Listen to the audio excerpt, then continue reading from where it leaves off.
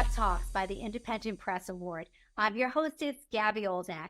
To participate in the 2024 Book Award competitions, please visit independentpressaward.com and NewYorkCityBigBookAward.com. This podcast, we will be speaking with Dr. Kimberly Harms, author of Are You Ready? How to Build a Legacy to Die For, which was named a distinguished favorite in the 2024 New York City Big Book Award in the Death and Dying category. Kimberly is an award-winning author and international speaker. She has an extensive range of life and professional experiences with more than 30 years of dental, there's the book, Are You Ready? Grief, conflict, and transitional management experience. She's a commissioned officer in the U.S. State's Public Health Service, a clinical assistant professor at Loyola University Dental School, a grief counselor, 3 decades as a clinical dentist in private practice with her late husband Jim in Farmington, Minnesota, a death doula, a civil mediator, a school board chair, president of an international women's organization, the first woman president of the Minnesota Dental Association, and this is my favorite part, a co-founder of 65 Eric Harms Memorial Libraries through Books for Africa in Rwanda. And Kimberly will talk a little bit more about that during our interview.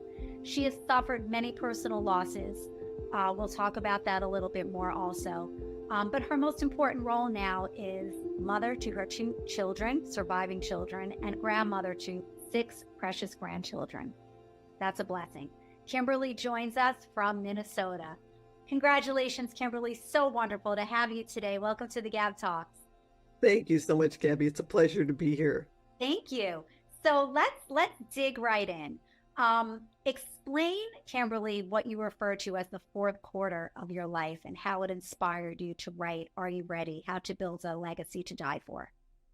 Well, my husband, Jim, passed away 4 years ago. And at that time, I just found myself, I'd been married since 19, so it's been a long time. I found myself in that transition though between menopause and death. That's kind of scary. It's kind of scary. Like, what do I do now? What the heck? And 75% of women become widows. So 75% of us kind of find ourselves in that spot at some time. That's a daunting. And yeah. And I thought, well, what do I do now? What's my purpose? What do I do now? And I realized that we don't have many workbooks or educational books to help us get through this 4th quarter of our lives. Now, at least I know I'm in the 4th quarter of my life because I'm 68. I can do the math, right? I know how that is. Right. But many of you have no idea because either you know you're in the 4th quarter of your life or you don't know because death comes unexpectedly and it's a scary thing. So I decided that time, and also I watch my children and my grandchildren, and I've been through the grief process many times. I watch us try to get through that. And I decided I am going to figure out what I'm going to do with my life after that. And I started researching. And then I thought, well, this is fascinating information. And I put it in a book form, and I'm just hoping to help people. And my purpose is to help us look at death squarely in the face, know that it's coming. And if you bought life insurance, you know it's coming, and get our stuff in order and prepare our children emotionally so that when we pass away, they are stronger and more resilient because we help them get through that. So building a legacy is part of that. So Are You Ready? Really, I mean, this is the way I see it. It's really a blueprint to provide a legacy plan for our loved ones, as you said, after we're gone.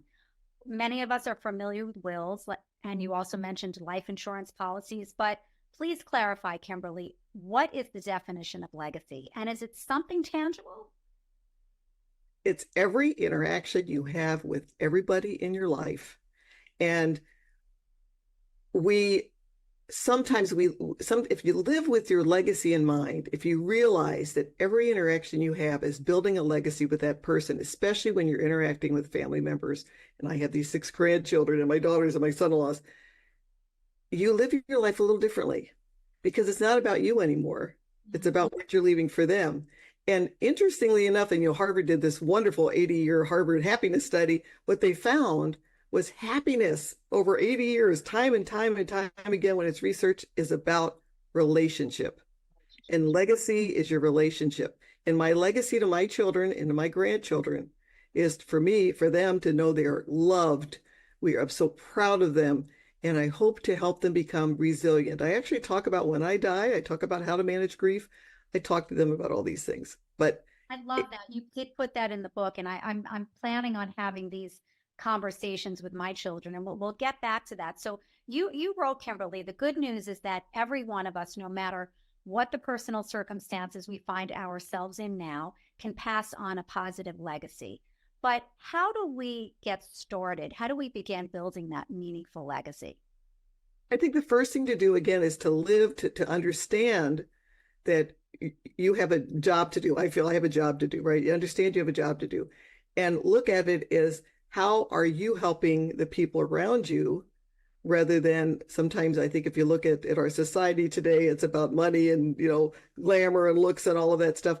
And of course, again, the studies have shown that's not where happiness comes from. It's your relationships. So you develop your legacy by building those relationships and teaching them things as you go along, like hard work, how to laugh at yourself. That's a big one. I mean, we have to learn. I'm a speaker, and if you don't know how to laugh at yourself, you're in big trouble because you mess up all the time. So learning to laugh at yourself is a big one. I'm working with my grandchildren on that one. They're playing.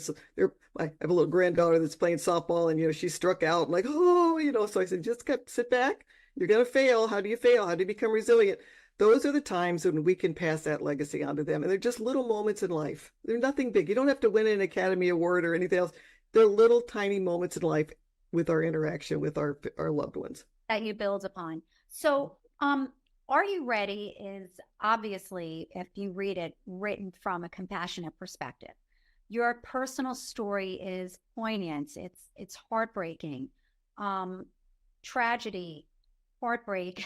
The death of your son, Eric, was certainly the most difficult to read about. Kimberly, can you elaborate on your story and share with us how you rose to joy from what you call the grief pit? Yes. Well, I lost my mother to suicide when I was 17.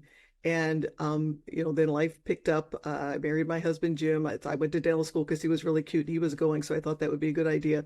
I married my husband, Jim, when I was 19. We had a great life, small town practice in Farmington, 3 amazing children. And our youngest was Eric. And Eric was this brilliant kid. He was recruited by Columbia. You're in New York. He was recruited by Columbia University. And he was a National Merit Scholar. He was elected to student government at Columbia his first semester there. Like, what the heck? He played in the jazz program. That's why he loved Columbia, because he could come to New York and be in a jazz program and study engineering at the same time. This is just who he was. And he was very loved by his fellow students. And he was on top of the world. He came home from his first semester. He was on top of the world. He had made the dean's list in engineering. He had just had this great semester. He was so happy. He loved Columbia. He went back in January, and 2 weeks later, his girlfriend broke up with him, which is a normal part of life. If she didn't love him, she should have broken up with him. I mean, that's what we go through.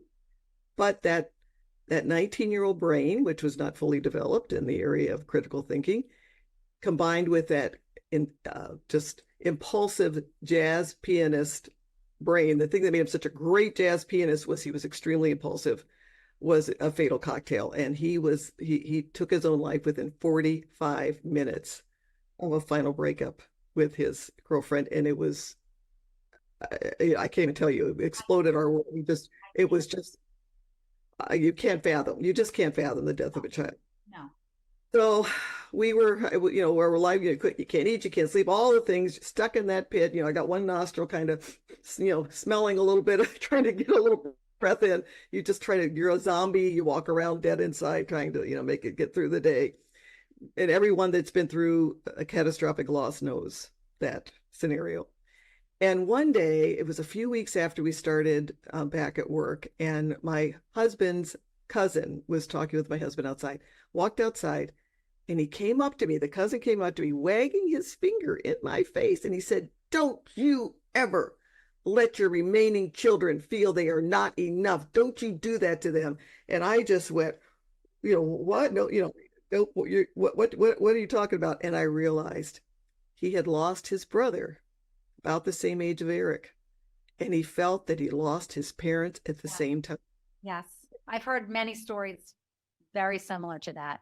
which is the way it's going to happen if you don't fight. That's what I believe. Oh, And yes. so at that moment, I was committed. And I looked at my husband. He had just had a liver transplant 6 months before that. He was in bad shape, Gosh. fortunately. So it was, yeah, it was a couple of years. Oh my And gosh. so I was determined that I was going to fight, kick, scream, claw my way out of that pit because my grief just didn't affect me.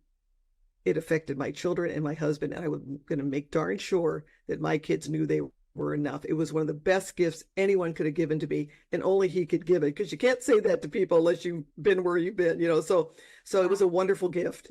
And my message really to everyone and through the book is, no matter what happens to you, take the effort to fight. The grief pit's a horrible place to live. So much better to live when you could live in joy and clear and directly with people.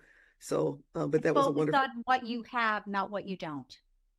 Exactly. And that's hard to do because when you lose somebody, that void is it's like a black hole, and you're just being consumed by it. But over time, and I wish I could say that you go to sleep. If you go to sleep for 20 years like Rip Van Winkle, you can wake up and you're fine. You got to go through the process, and it takes years. It even took me years, even with all my kicking and screaming and fighting out of the pit. I would go up and go down and go up and go down. But every time I went down, I'd go up a little further. And I now can live joyfully with my children. I have these 6 grandchildren that I just adore, and I can adore them without that shroud of grief. They lose me. They have me fully.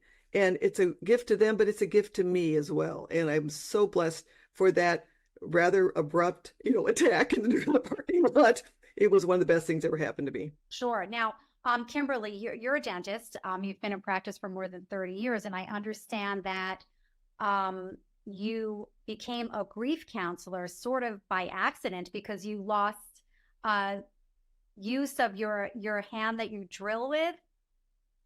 I know. I was born with only 7 fingers because my mother took thalidomide, and so I have one good hand, and that hand was doing a good job for many years. But a year after Eric died, I was having neck trouble, and I went to Mayo Clinic to try to figure it out because we dentists have, we got pains in our back. Yeah, it's just sure, I can imagine. What we have. And they said, "Whoops, we've done testing on your nerves, and you have permanent nerve damage." Which could have gone any place, to my toes, to my arms, Yes, of all places as a dentist. Yes, but through that, you became a grief counselor. So your book is not only written from personal tragedy and triumph, but also from experience. So as a grief counselor, Kimberly, what would you say is the most important, most critical stage of grief that one needs to go through? It's we're familiar with the Kubler-Ross stages of grief, but I like to go to the Worden's tasks, because I like tasks, because you can grab onto them, of mourning, and their acceptance, and then processing the grief. Oh my gosh, that's the hard part, and you can't get through it. You try to squish it down, it's going to come back somewhere else. And then you accept, you identify with your new surroundings, and then you have a wonderful place like I do now. I talk about my son, I talk about my husband, I talk about my mother with joy and with the understanding that my life was enriched because they were there. And that takes a while. I mean, I think it took maybe 10 years for my son. That sounds like a long time, but I'm so much better now after that time. But it's your book is written in 3 parts. So part 1, you outline the various different types of legacies. You refer to them as positive affirmatory endowments. Love, you said that's your legacy to your family. Resilience, you also mentioned that. Mentorship. Is there one type of legacy that you feel is the most enduring? Of course, love is the big king of legacies, but resilience, I think my mother, I only had my mother for 6 years. Yet I think that anything good that I have become, I became because of her. She gave me so much love during those 6 years. Wow. I think she gave me resilience. I've been able to, it might take me a while, I don't bounce back, you kind of work your way back. You bounce back, that's the key. Right. So I think that's resilience and love are the ones that I put on the top. Okay. In your research, did you encounter one person? I know you do have some stories in the book. One person who made a really sincere impact on your life, or who you believe exemplifies a life well lived. Yes, I have this beautiful, beautiful woman in Rwanda, and I met her son. He was a dental therapy student when I first went there back in 2011, and she was it's all she was in Rwanda in 1994 during the genocide, and she lost her husband and she had 7 children. She took her 7 children to try to escape, and at each time they came to a stop, which happened on these roads, the stops were used to separate the Tutsi and kill them basically. And each time somebody at that stop knew her, and they said, "We can't kill her. She took care of my family, or she helped my family." And they moved her along and moved her along, and that happened several times, and she finally was able to escape the country.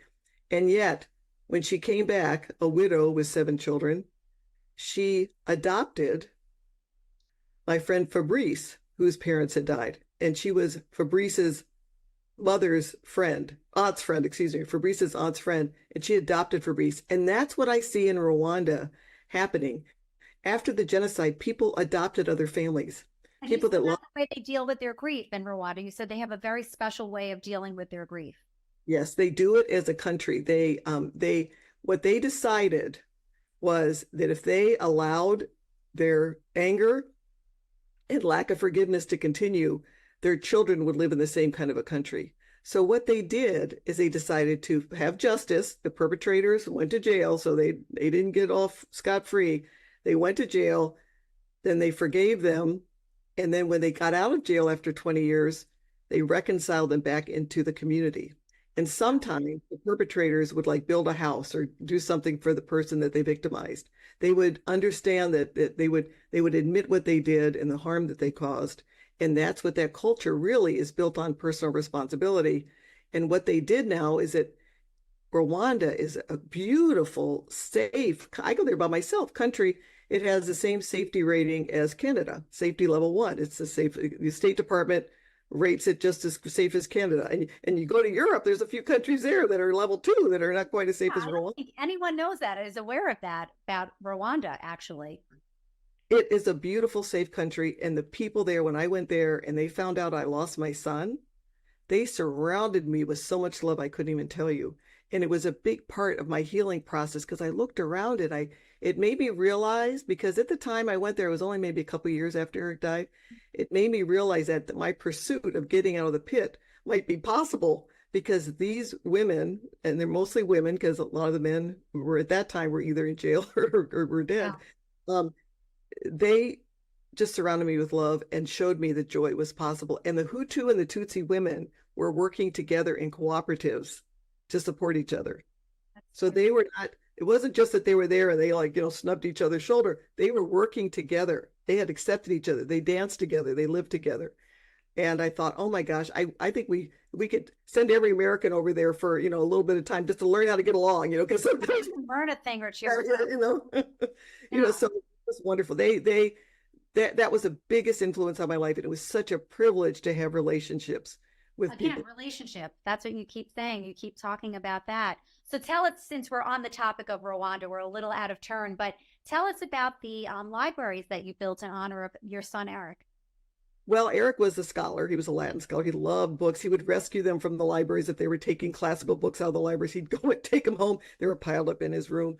He loved books. And so my dear friend, I had come across Rwanda several times after Eric died. And my dear friend, Pam, was on the board of Books for Africa. And she said, why don't we build a library in Rwanda? And I said, oh my gosh, that would be great for Eric. So we went there with the understanding maybe I'd build a couple of libraries. Of course, I connected with the dental students because I was a dentist. And we ended up with 7 libraries, including a law library donated by Thomson Reuters, the first time we were there. And we went there to visit, and I fell in love.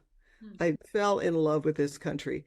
And I don't even know how it happened. We donated much of Eric's tuition money because we felt, we couldn't benefit from his death. That's just how we felt. So we kind of took the tuition money and we used it to build the first group of libraries, maybe 20 libraries there.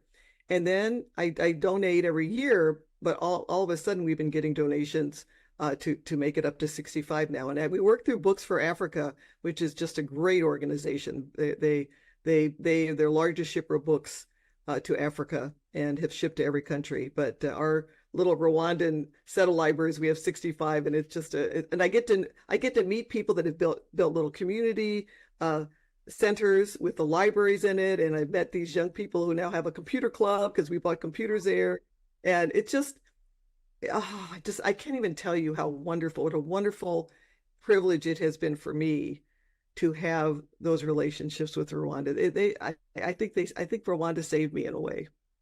So rewarding. I mean, really, just wonderful stories. We are in a death denying culture. You coined that term.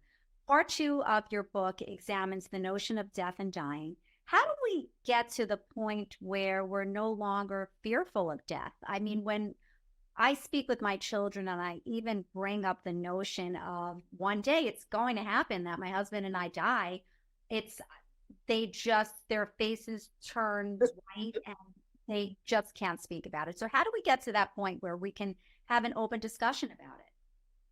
Well, the first thing is I think that as a culture, we need to really take a look at how we view death. We almost act as if we die, it's somebody's fault. That somehow if we eat healthy foods and we exercise, we're just going to live forever. And then if you die, then it was the cigarettes or it was this or it was that. Something to blame.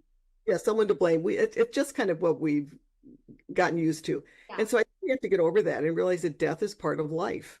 And we have to plan for it. And that discussion is uncomfortable. I have 2 daughters, both are attorneys, and one of them I can talk freely about this, and she's got all the information and everything. And the other one, she says, "Mom, I just don't even want to think about you dying. We just lost Dad. I just don't want to think about it." I said, "Well, okay, just know it's here, here, here, here, and here." And so for her, what I do is I write it down. I said, "Just want you to know that this is here, this is here, this is here." What I also did is when Jim and I wrote a will before he passed away. And we sent it to both of them. We said, "Okay, now this is the will. Take a look at it because we're going to sign it. And, speak now or forever hold your peace because this is your chance. Because our biggest legacy is that you two have the same wonderful relationship you have now. That is so critical to us. So let's get it out now." And so we signed it. They know what is in there. And then what I did too is I took things like all my jewelry that I had. I lined it up. I got one daughter took, I'll pick this one, the other one pick that one, and they went down, down, down, down, down. We wrote it down the will, put it attach it to the will, yeah. And they know they've already decided. So I try to decide as much as I can. Well, another thing that I'm doing too that I think is important, because this downsizing thing, let me tell you, we have to clean up our mess. We have to shed. It's a pit. Oh, I mean, wow, yes. I hate it, but I have to do it. And so what I've done is in my will, I'm putting in a clause that says I'm putting this much aside to have all my stuff taken care of and gotten rid of, because you go and take whatever you want, and then whatever's left, we'll get this company to come and clean it out, because there are companies now that will do that. And by doing that, that takes the pressure off my daughters. I have 2 daughters, one in Kansas City, one in Minneapolis. And guess which one is probably would end up having to take care of all my stuff? Minneapolis, of course. Yeah. Because he's got 3 kids, and I see my friends doing that, right? So I'm taking care of my stuff. It's like, take care of your stuff, clean up your mess. So I put funds aside to clean up my mess so that the kids don't have to do it, because I'd rather, and they would rather have maybe less money, but more emotional health, not having to deal with that. Right. It's a lot to deal with. So I'm also hearing folks, don't wait until you're going into assisted living to do all of this. It's the here and now. Get started. We have started with that. So I understand. And I have 2 daughters as well, laying out all the jewelry. We've done that. They've put dibs on certain things, but it's important. The afterlife and near-death experiences, provocative topics. Describe the profound impacts that your faith, I think it's all tied in, has had on your perspective of death and dying. Absolutely. And in this book, I talk about, I'm a Christian, so I talk about the book because you can't talk about death and dying without talking about your faith, right? So I describe it, but I just say translate as you will, because I want this to be available to everybody. Of course. And there are many people, some people think that when you die, that's it. Some people think that when you die, you might be reincarnated. I believe in heaven. I believe that when I die, I'm going to be reunited with my husband and my son and my mother. And one thing when my husband died that made it a little easier is I thought, he's up with Eric now. He's reunited. And as sad as it was to lose him, I knew, okay, he's reunited with my son. I do know that when my son died, that did change my fear. I think I think I was a little fearful of death before that, but once he died, I just was never fearful of death again. Why not? And, well, I think because I still felt I was going the same place, right? Yeah. And I just kind of felt so many things happened to me after my son died that I just felt there were angels around me. And the angels were people. They were mysterious creatures. They were just people would come up and do things and say things and give me things or give me Bible verses or do things at the exact moment when I needed them. It gave me a feeling that, yes, there is a higher power up there. Somebody's watching over me because they're sending me information. They're sending me encouragement when I need it and in the most unusual of times. So my faith is critical to me. And part of my faith is that because we were given encouragement, I was given encouragement. And I think sometimes through all these little angels, I call them, that were around me, I was given encouragement. And so it's my job now to give encouragement to others. We're all in this together. And I think that as a Christian, I've written some Christian widows books, widows devotionals. And in that, it's just a matter of we go through these things and really nobody quite understands exactly what you're going through unless they've been through it themselves. And as a widow, we have some crazy thoughts. We're all alone. We have to try to manage like this new aloneness thing in our lives, and then maybe our grandkids are getting a little older. They don't need us as much. And this is life. This is not this is just how life is. And when you can be around other people that are going through the same things and encourage them, that is so wonderful. And when you can encourage them through your faith, that's even deeper because there's such a deeper meaning to that. Absolutely. So I'm grateful, that I have a faith. Me too. I am too. As we said in your bio, Kimberly, you wear many hats. You're a dentist. You became a grief counselor. We talked about that. Along this journey, you saw that there were a lot of things that needed to be done. Wills, last testaments, insurance policies. The Death Preppers Workbook is part 3 of the book. I found that part to be, that's really the real meat of the book. It's an invaluable tool designed to empower the readers to prepare for the inevitable and to leave our loved ones with a legacy and also not a mess. That's pretty critical. Can you explain what an emotional insurance policy is? An emotional insurance plan. What is that? Well, we all know what a financial insurance plan, the life insurance plan is.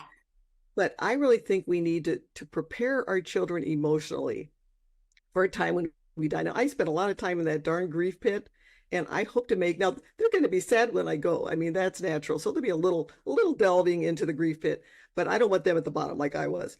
I would like to prepare them so that, first of all, they understand that death is part of life. And I want to go next. So I'm just saying I'm next in line. I don't want them to go before me. Been there. But death is part of life.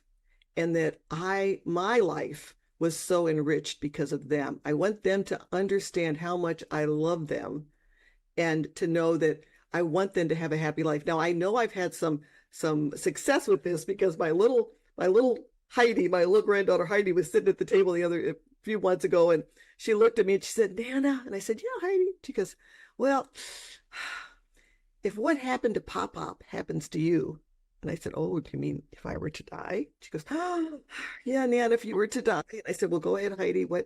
Let's talk about this." And she said, "Well, if you were to die, can we still go on the Disney cruise?" The important things in life. Yes. Love that. That's a great question. Yes. Go. And question. So you also talk about, I have to admit, we discussed this in the green room before the interview began, that the Death Preppers Workbook, in spite of the fact that I have done some prep, there's a lot there. And I did get a little anxious, and I thought, oh my goodness, I have so much to do. Let's start with you. Speak about a legacy folder. What needs to be in that folder? Top 5 things. Your the directions to where your will, either your will or directions to where they are, all that information so they can get that. You need to have the listing, and it looks daunting, but really it maybe takes a day or so to find all that stuff. And I don't have a good filing system, but get all your passwords, all the numbers to your accounts so they can find them. Make sure you make your kids the beneficiaries of the accounts. Make sure they can get to your bank account, all of those things. All that detailed information, who's going to take care of the dog, I mean, all that stuff. It's a whole list of it. It doesn't really take that long once you get started. It looks scary, but once you get started, it really doesn't take that long to fill that out. But then I add, I would like to talk a little bit about grieving. I have a little section about, the task of mourning, and maybe just want you to know about that. But you don't all have, everyone's going to be a little different. But I put legacy love letters in there, little Valentines. Yes, little Valentines in there. So I love that. Well, this is the questionnaire, which I started filling out. You can see that.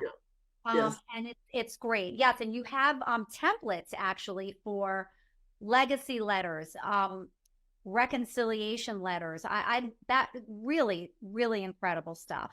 So very useful. You were telling me about that you're a speaker, and that you are putting together now actually a program, a 6-step program. Tell us about that. I realize that the hardest part to this is just getting it started. Right. Yeah. It doesn't take as long as you think, but the hardest part is getting it started. So I have the book, so we have all the directions, but I wanted to add a little bit to help people just follow a program and get it done. So I'm developing right now. It should be out within about a month or so. It's called Love After Life, my last minute legacy Love After Life program. So you can show your love after you're gone. And it just basically, it's what's in the book pretty much, step-by-step program on how to get that legacy binder put together. And the intention is that after you go, there's one place where all of your titles of your car and all that stuff is here, one place. They don't have to look anywhere else in the house. And they just open that up and everything is there. But as they're opening it up, so first of all, they're thinking, Mom must love me because she put this all together. So that's a plus. But then they open up and then they see their Valentines. They see the legacy love letters, and they see that you can express how much you love them even from beyond the grave. And I'm hoping to get that out soon. And I hope also to encourage people they could do it themselves very simply. This is a great start. This is a wonderful start. Or you could get your book club or your Bible study or any type of group that you have to do it together, and then you have accountability, which sometimes I know I need that accountability sometimes. So my goal is to help just prepare the next generation to be more resilient and have a softer landing than we had. I love that. So as we embark on this journey of self-reflection, Kimberly, is there one vital question that we need to ask ourselves before we decide what we want our legacies to be? I think the first thing to do is line up all the people in your life that you love, and then ask yourself, what can you do to make them stronger, know that they're loved, and become more resilient? What is it that you can do on each individual person? And it'll be different for you, because I have 6 grandchildren. They're all very different. So it's different for each grandchild, but they need to be accepted for who they are, and they need to know that they're loved. Most important thing. That's the best legacy you could ever leave. So we've learned a lot about you through this interview and in your book. What surprised us? What's something that we do not know about you that would surprise our listeners and our readers?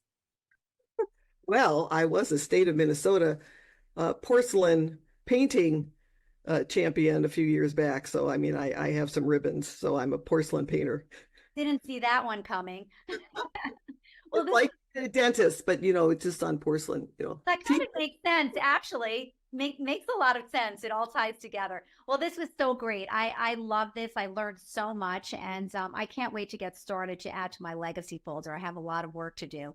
So, Kimberly, lastly, where can our readers learn a little bit more about you, or a lot more about you, and also purchase your books? There's a link to my book on my website, which is drdkimberlyharms.com. And we also have a link to Amazon, which I can send you as well. Fantastic. Thank you so much, Kimberly. It was wonderful. Thanks for chatting with us today. It was enlightening in so many ways. Thank you so much, Gabby.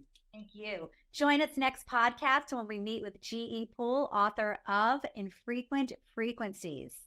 Thank you so much. This is Gabby Olzak, your hostess. Keep on reading.